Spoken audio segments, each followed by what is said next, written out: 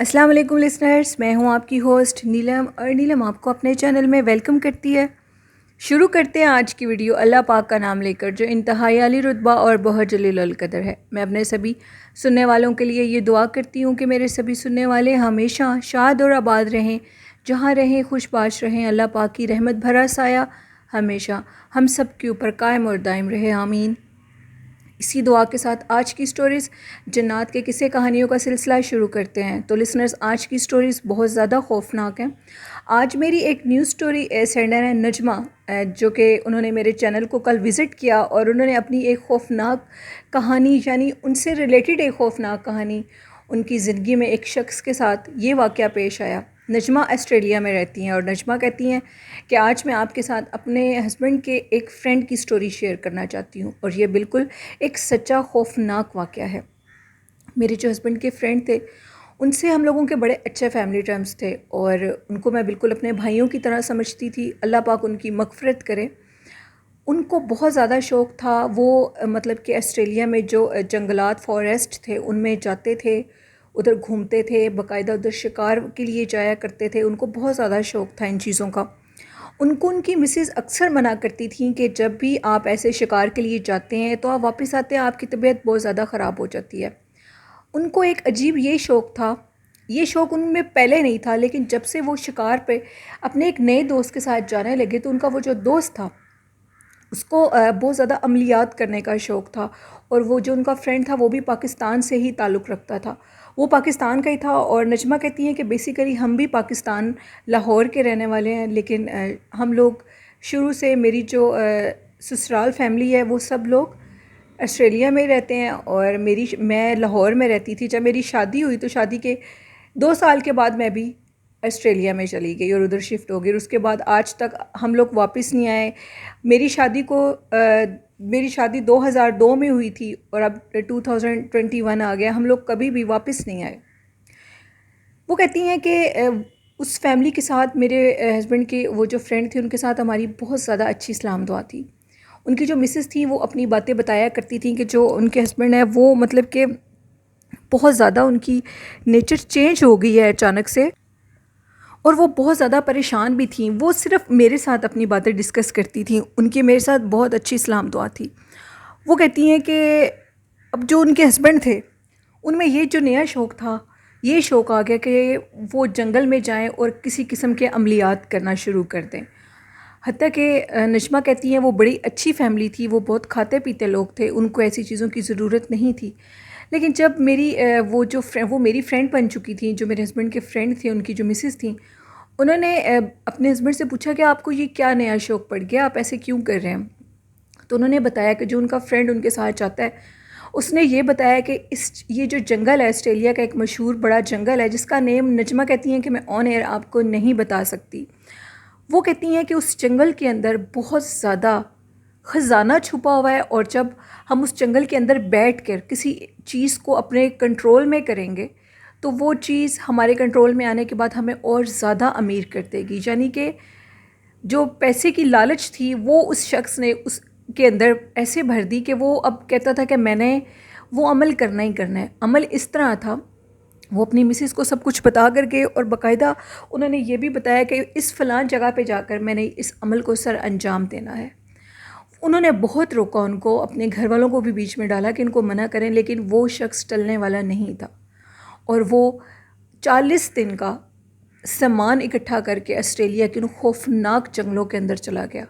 और उसने ये कहा कि उन जंगलों के अंदर एक और चीज़ ये मशहूर है, मैं आपको बता दूं कि उधर सिग्नल्स नहीं आते, मोबाइल फ़ोन सिग्नल्स नहीं आते, और वहाँ पे अगर कोई चला जाए एक दफ़ा रात के टाइम तो वैसे ही इंसान इतना खौफज़दा हो जाता है। और उन्होंने 40 दिन उधर गुजारने थे, अकेले गुजारने थे, क्योंकि उनका जो दोस्त था वो कहता था कि मैं भी ये चिला कर चुका हूँ और उसके बाद मुझे बहुत ज़्यादा इस जंगल में से दौलत मिली है, जो मेरे हस्बैंड के फ्रेंड थे उन्होंने वो चीज़, वो पैसे, वो सोने जवाहरात जो चीज़ें थी वो सारी उनके पास देखी भी थी।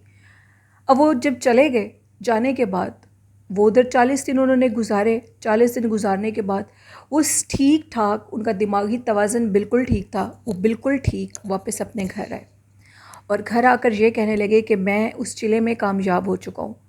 انہوں نے اپنی جو آبیتی سنائی وہ بہت زیادہ خوفناک تھی۔ کہا جاتا ہے کہ آسٹریلیا کے جو جنگل ہیں ان کے جو درخت ہیں وہ بہت زیادہ ہانٹیڈ ہے۔ یہ چیز بہت حد تک مشہور ہے۔ میں آج تک ان جنگلوں کے اندر تو نہیں گئی، لیکن سنا جاتا ہے کہ وہاں پہ بہت سے لوگوں نے خودکشی بھی کی ہے، جن کی روحیں بد روحیں اس جنگل میں آج تک پھرتی ہیں۔ وہ کہتے ہیں کہ جب وہ واپس آئے تو انہوں نے بتایا جب وہ میں نے چلہ شروع کیا، اس چلے کے 10ویں دن میں کیا دیکھتا ہوں کہ ایک دم آدھی رات کے ٹائم جنگل میں بہت زیادہ روشنی ہو گئی ہے، اور روشنی اس طرح تھی کہ جیسے دن ہو گیا ہے۔ لیکن میں بڑا حیران ہوا کہ ابھی تو سورج ڈھل گیا ہے اور یہ کیا، یہ سب کچھ کیسے ہے۔ خیر وہ کہتے ہیں کہ میں نے اپنے دل کو تھام کے رکھا۔ میں کیا دیکھتا ہوں کہ اچانک سے جو بالکل ان کے سامنے بڑا ایک درخت تھا جو کہ بہت زیادہ روشن ہو گیا تھا، یوں لگ رہا تھا کہ جیسے 1000 بلب اس درخت کے اوپر جل رہے ہوں۔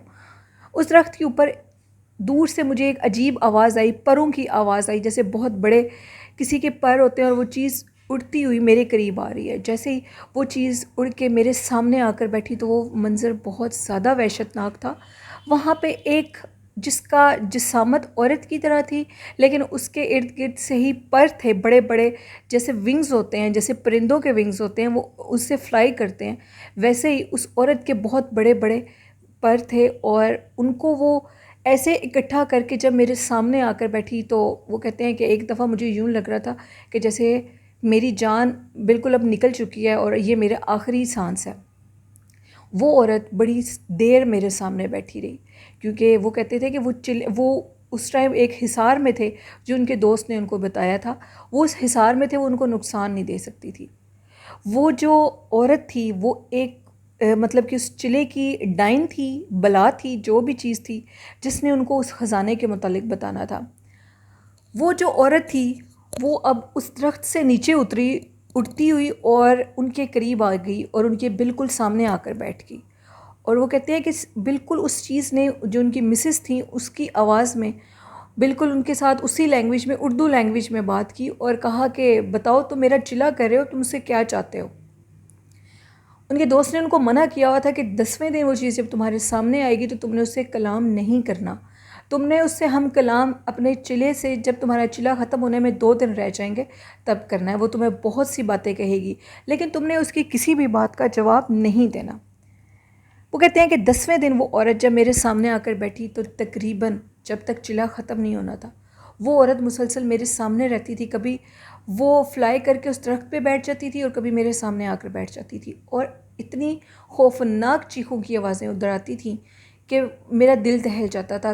کبھی میرا دل چاہتا تھا کہ میں ادھر سے اٹھ کر بھاگ جاؤں، لیکن میں پھر یہ سوچتا تھا کہ اگر میں اٹھ کر بھاگا بھی تو بھی میری جان کو بہت زیادہ خطرہ ہے، کیونکہ بھاگ کر جانا بھی وہ چیزیں نقصان دے دیں گی، کیونکہ وہ چیز حاضر ہو چکی تھی۔ جب 29 ڈیز گزر گئے تو وہ بتاتے ہیں کہ اس عورت وہ بڑی خوبصورت روپ میں پھر میرے سامنے آئی اور مجھے آ کر کہنے لگی اب بتاؤ تم مجھ سے کیا چاہتے ہو۔ تو میں نے ان کو بتایا کہ میں تم سے اس خزانے کی تلاش چاہتا ہوں جو ان جنگلوں میں ہے۔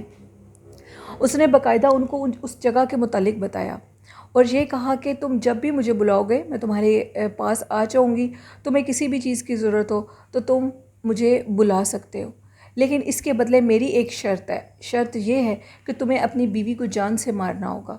جس پہ وہ کہتے ہیں کہ وہ بہت زیادہ ڈر گئے اور انہوں نے کہا کہ ایسا نہیں ہو سکتا، میں نہ تو اپنی بیوی کو ماروں گا، نہ ہی اپنے بچوں کو، اور نہ ہی اپنے گھر میں سے کسی کے ساتھ ایسے کروں گا۔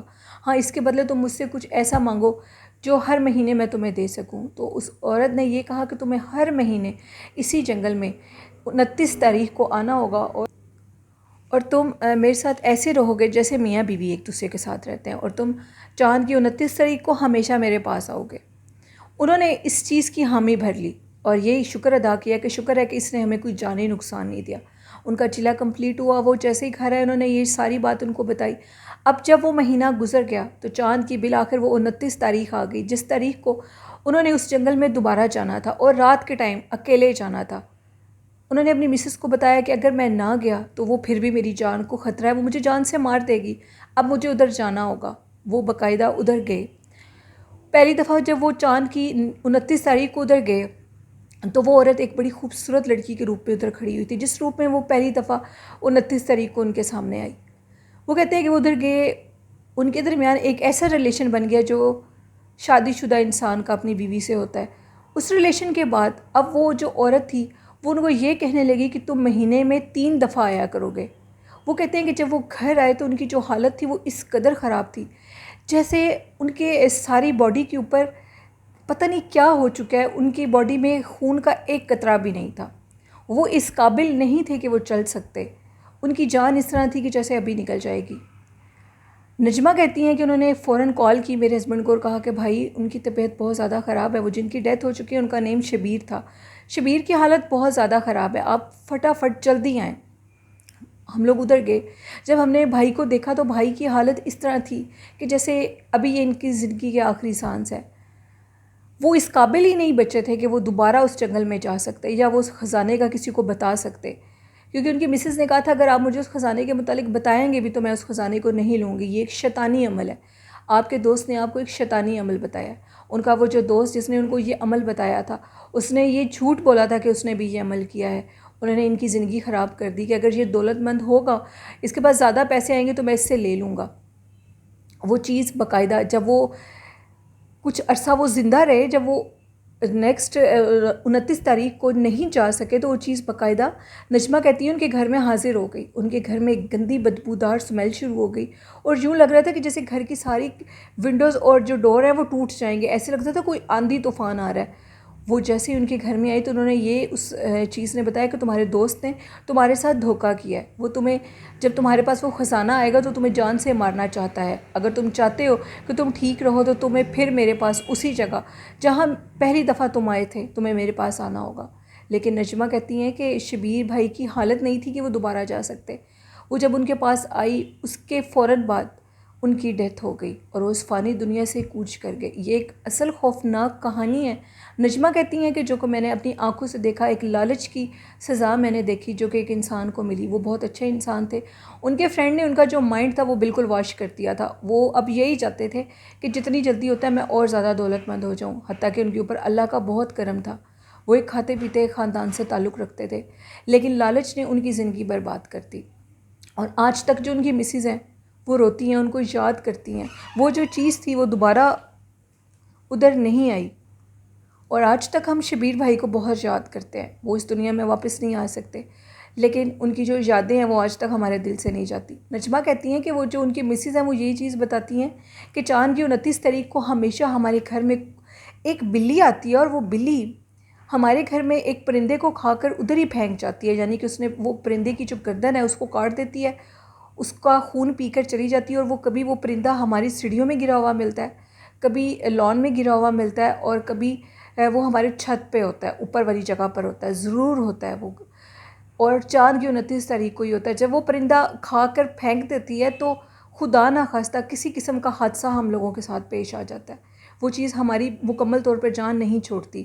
وہ آج بھی ہمارے پیچھے ہے, وہ تب تک رہے گی. کسی سے انہوں نے پتہ کروایا تھا جب تک ہم لوگ زندہ ہیں وہ چیز ہمارے پیچھے رہے گی. ان کے پہلے مالی حالات بہت زیادہ اچھے تھے نجمہ کہتی ہیں, لیکن جب یہ واقعہ ان کے ساتھ پیش آیا تو ان کے مالی حالات بہت زیادہ اب دن بدن خراب ہوتے جا رہے ہیں. لیکن وہ جو ان کی مسز ہیں وہ بہت محنت کرتی ہیں, وہ ایک اسٹور پہ جاب کرتی ہیں, وہ اپنے بچوں کو پڑھا بھی رہی ہیں, لیکن وہ بہت زیادہ دکھی ہوتی ہیں جو ان کے ساتھ یہ واقعہ پیش آیا تھا. یہ سٹوری تھی نجمہ کی جو انہوں نے آسٹریلیا سے میرے ساتھ شیئر کی. بہت شکریہ نجمہ اپنی سٹوری شیئر کرنے کے لیے. تو بڑھتے ہیں آج کی دوسری خوفناک کہانی کی طرف. یہ سٹوری شیئر کی ہے میری ریگولر سٹوری لسنر اور سینڈر سینڈریلا نے. سینڈریلا کہتی ہیں کہ میں کچھ عرصے سے بہت بیمار تھی جس کی وجہ سے آپ کے ساتھ سٹوریز شیئر نہیں کر سکی. آج میں آپ کے ساتھ اپنے گھر کی ایک خوفناک کہانی شیئر کرنا چاہتی ہوں. ہم لوگوں کے گھر میں 2015 کی بات ہے. تب لائٹس بہت زیادہ جاتی تھیں اور اکتوبر کا مہینہ تھا. میں اور میری سسٹر اپنے روم میں سو رہی تھیں کیونکہ گرمی نہیں تھی اتنی. رات کے ٹائم اگر ہم لوگ روم میں سوتے تھے تو گرمی محسوس نہیں ہوتی تھی. میری جو والدین تھے وہ اپنے روم میں سو رہے تھے تو پنکھا چل رہا تھا. تھوڑی دیر کے بعد میری سسٹر کی آنکھ کھلی تو لائٹ آف ہو چکی تھی. وہ فوراً اٹھی. اٹھ کر انہوں نے امی کے روم کی امی کا جو پہلے روم تھا جس میں امی سویا کرتی تھیں اب وہ روم خالی تھا. میرے امی ابو کا ایک نیا روم بنا تھا جدھر وہ سوتے تھے. جو اولڈ روم تھا ادھر وہ گئی, انہوں نے جا کر لائٹ چیک کی تو لائٹ واقعی آف تھی, لائٹ بند ہو چکی تھی. وہ جیسے ہی اندر روم میں آ رہی تھی تو ان کو رونے کی آواز آئی اور ٹائم تقریباً 2:30 سے 3 کے درمیان تھا. وہ کہتی ہیں کہ یہ رونے کی آواز شاید کسی بلی کی ہے, لیکن انہوں نے جب غور کیا تو وہ آواز نہ کسی بلی کی تھی نہ کسی اور جانور کی تھی. وہ آواز اس طرح لگ رہی تھی کہ جیسے کوئی عورت رو رہی ہو۔ وہ چونک گئی اور انہوں نے پیچھے سے پلٹ کے صحن کی طرف دیکھا تو صحن میں ایک عورت پیروں کے بل بیٹھی ہوئی کالے لباس میں اپنی ٹانگوں میں سر دیے رو رہی تھی۔ میری سسٹر بہت زیادہ ڈر گئی اور فٹافٹ کمرے میں آئی اور لاک لگا لیا۔ انہوں نے امی ابو کو نہیں بتایا کیونکہ امی ابو پریشان ہو جائیں گے، اور انہوں نے قرآن پاک اٹھایا اور بلند آواز میں قرآن پاک کی تلاوت شروع کر دی، بہت بلند آواز میں۔ ان کے جسم سے یوں لگ رہا تھا کہ جیسے پسینے کے قطرے نیچے گر رہے ہوں۔ وہ کہتی ہیں کہ میں نہیں جانتی کہ میرے والدین بھی اس چیز کو سن رہے ہوں گے۔ فجر کے اذانوں تک اس عورت کی رونے کی آواز ہم لوگوں کے صحن میں رہی۔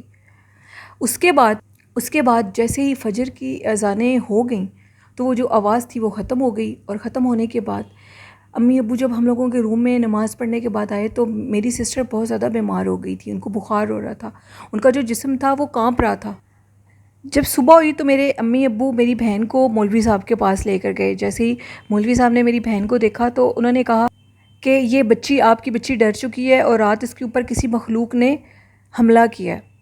میرے ابو بہت زیادہ ڈر گئے۔ میری بہن کی حالت بہت زیادہ خراب تھی، اس کی پوری باڈی شیورنگ کر رہی تھی، یعنی کانپ رہی تھی خوف کے ساتھ، بخار کے ساتھ۔ مولوی صاحب جب ہمارے گھر آئے، انہوں نے سارا گھر دیکھا تو انہوں نے کہا آپ کا گھر تو بالکل کلیئر ہے، آپ کے گھر میں ایسی کوئی چیز نہیں ہے، لیکن یہ جو مخلوق آئی ہے یہ کہیں باہر سے آئی ہے۔ انہوں نے پھر اس مخلوق کو باقاعدہ حاضر کیا۔ حاضر کرنے کے بعد انہوں نے یہ جب اس سے پوچھا کہ تم کہاں سے آئی ہو، تمہیں کس نے بھیجا ہے، تو انہوں نے کہا کہ مغرب کے ٹائم ان کے جو گھر کا دروازے تھے وہ کھلے ہوئے تھے، اور ہم لوگ اس ٹائم پہ یہ جگہ ڈھونڈ رہے ہوتے ہیں کہ کس جگہ پر جا کر اپنا بسیرا کریں، تو ان کے گھر کے، ان کے رومز کے، ان کے باہر کے دروازے کھلے ہوئے تھے۔ جیسے ہی مغرب کی اذان ہوئی تو میں ان کے گھر کے اندر آ گئی۔ پھر انہوں نے اس چیز کو باقاعدہ بڑی مشکل سے ادھر سے نکالا، ان کے گھر میں سارے تعویذ لگائے، سنڈریلا کہتی ہیں۔ پھر 1 مہینہ پورا لگاتار ہم لوگوں کے گھر میں کسی ٹائم، رات کے ٹائم اس عورت کی رونے کی آوازیں آتی تھیں۔ 1 ماہ کے بعد وہ آواز بند ہو گئی، اور الحمدللہ اب ہمارے گھر میں کچھ بھی ایسا نہیں ہے۔ یہ سٹوری تھی سنڈریلا کی جو انہوں نے سندھ سے شیئر کی۔ میرے ایک اور سٹوری لسنر اور سینڈر محمد آصف، جو کہ کافی دنوں سے میرے ساتھ سٹوری شیئر نہیں کرے، وہ کہتے ہیں کہ جو میں نے آپ کے ساتھ اپنی لاسٹ سٹوری شیئر کی تھی جس میں نے آپ کو بتایا تھا کہ میں ایک گھر خریدنا چاہتا تھا، اس کے بعد میری حالت بہت زیادہ خراب ہو چکی ہے۔ میں اپنے مرشد کے پاس بھی گیا، فی الحال تو وہ چیز جان چھوڑ گئی تھی، لیکن دوبارہ اس چیز نے میرے پہ اٹیک کیا ہے۔ وہ چیز مجھے بہت زیادہ تنگ کرتی ہے اور یہ کہتی ہے کہ میں تمہیں جان سے مار دوں گی۔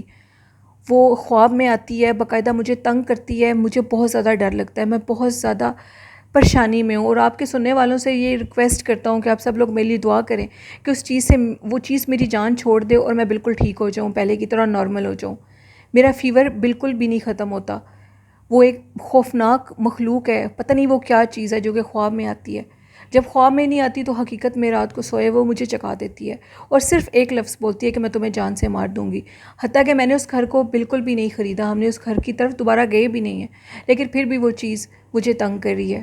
اللہ پاک آصف آپ کی مشکل آسان کرے اور آپ کو صحت تندرستی عطا کرے، یہ ہم لوگوں کی دعا ہے آپ کے لیے۔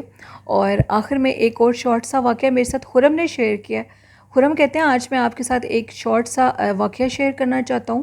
خرم بتاتے ہیں کہ جو میرے والد صاحب کا گھر ہے، ہم لوگوں کا جو وہ پرانا گھر ہے جس میں میرے ابو رہتے ہیں، جب بھی میں ادھر جاتا ہوں تو میرے ذہن میں ایک بات ضرور آتی ہے کہ جو ہم لوگوں کے گھر کی بیک سائڈ پہ ایک درخت لگا ہوا ہے جہاں پہ میری چھوٹی سسٹر اکثر بیٹھ کر پڑھا کرتی تھی، تو وہ یہ کہتی تھی کہ مجھے عجیب محسوس ہوتا ہے جیسے درخت کے اوپر کوئی چیز رہتی ہے۔ جب میں پڑھ رہی ہوتی ہوں تو کوئی اوپر سے مسلسل مطلب پتھر پھینکتا ہے چھوٹے چھوٹے۔ ہم اپنی بہن کا بہت مذاق اڑایا کرتے تھے۔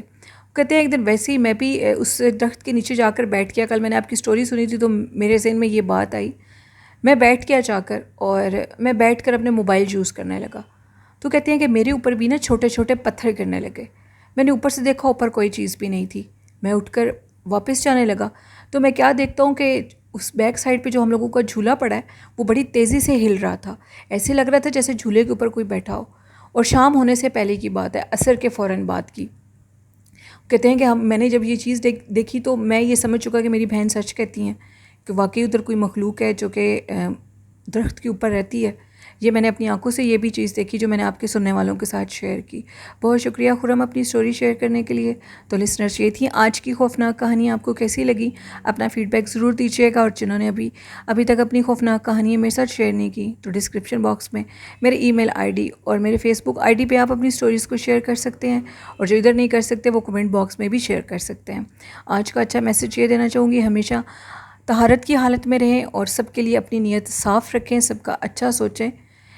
ایسے کرنے سے اللہ پاک ہمیں ضرور ایسا مقام عطا کرتے ہیں جو کہ اللہ کے حضور بہت پسند کیا جاتا ہے۔ اور آخر میں یہ ضرور کہنا چاہوں گی کہ اپنے والدین کی خدمت کریں، ان سے پیار کریں، ان کی دعائیں لیں۔ اسی کے ساتھ اپنی ہوسٹ نیلم کو اجازت دیجیے، مجھے اور میرے والدین کو اپنی دعاؤں میں یاد رکھیے گا، اور آپ کے اور آپ کے تمام گھر والوں کو اور آپ کے والدین کا اللہ حامی و ناصر ہو۔